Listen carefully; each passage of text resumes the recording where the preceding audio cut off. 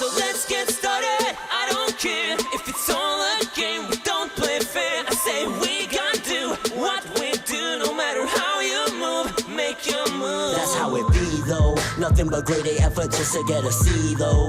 Eyes watching but we never seem to be though. Okay people, so fresh off the heels of watching Dragon Ball Super Broly, I come bearing great news regarding the film. This is honestly game-changing news, people. Yes, this is game-changing news because we have something historical.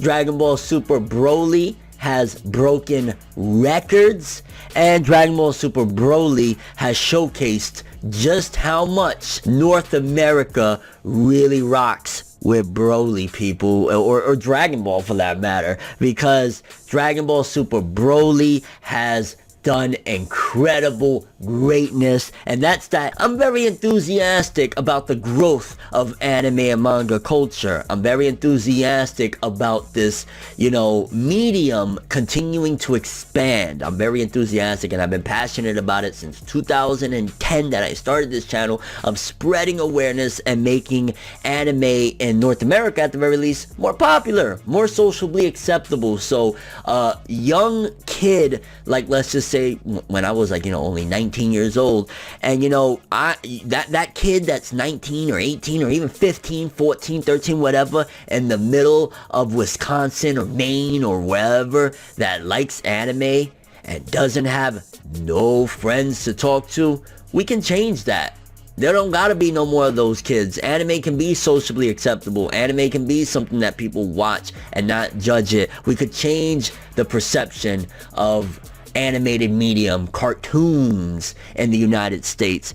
And Dragon Ball Super Broly is making strides in bringing forth that dream. And that's because it is not only outdoing, but stomping on the Japanese box office tickets, people. And that is, clap it up, Toei Animation. To be honest with you, I'm glad this happened. Not that I expected it, because I always expect the unexpected.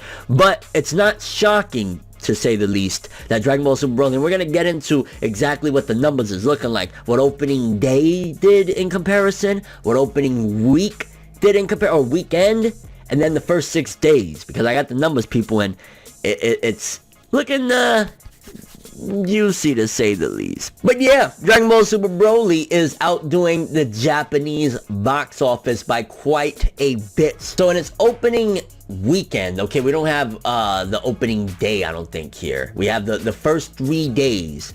Dragon Ball Super Broly sold 820,000 tickets, which that doesn't really matter. Basically, it made $9.26 million in its first 3 days in Japan. To be honest with you, I feel like that was a low.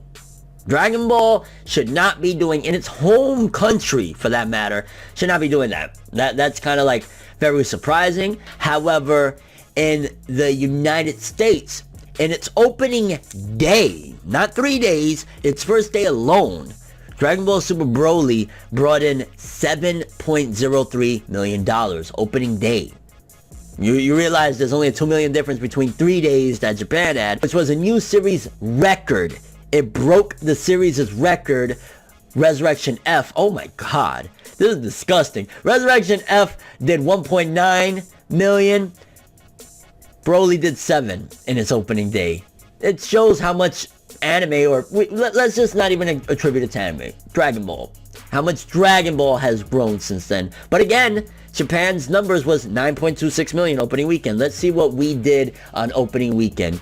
It again topped the United box office on the second day of release with 3.3 million for a 2-day total of $10.4 million. In 2 days, baby, we outdid Japan. This doesn't happen. That's why this is a big deal. In case you don't know why I'm so hype about it, this doesn't happen. America doesn't outdo Japan unless it's like 1999 and Pokemon came out, okay? we don't, and I don't even know if we outdid them then. But yeah, I'm pretty sure we did, because Pokemon was a monster, and that was what made every animator and every anime creator want to come to the US and get their series popping out here, right? So that alone, in 2 days, we had 10.4 million.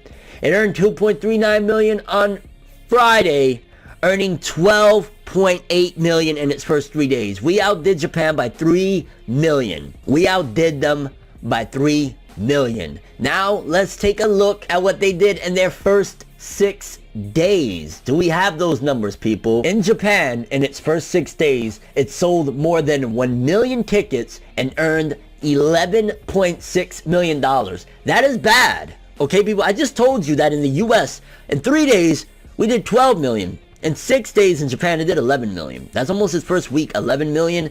That is bad. I honestly feel like for whatever reason, or not even for whatever reason, because again, I know why, but Dragon Ball Super Broly kind of flopped in Japan.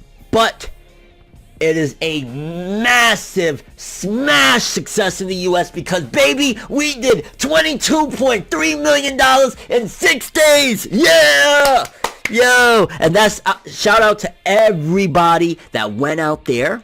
We bought the tickets for Dragon Ball Super. We went to the theaters. We are showing these Japanese animators that we love this too. Okay? It's not only you guys that like it. We love it too.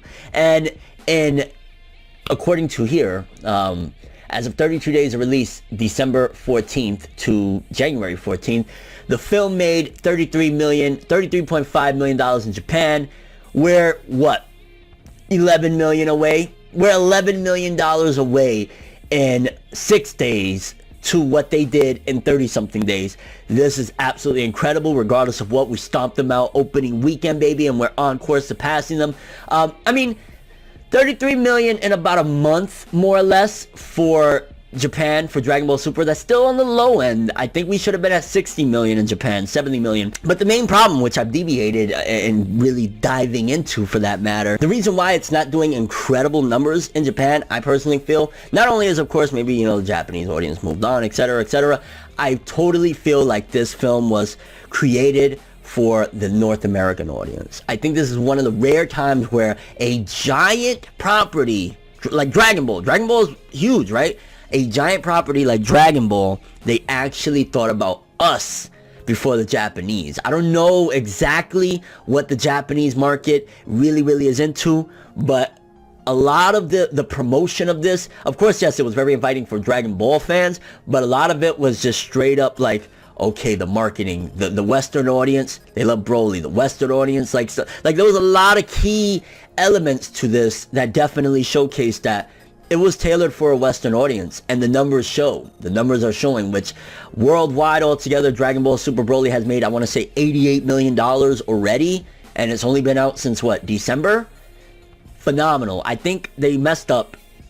Just my opinion. I think the English dub should have came out probably a couple more months ago, and at the same time, Japan and America back and forth would have feed off of the hype, and if it would have simultaneously come out worldwide, I think it would have been better than, you know, cam rips getting on the internet and ruining it for the fandom and stuff like that. But honestly, major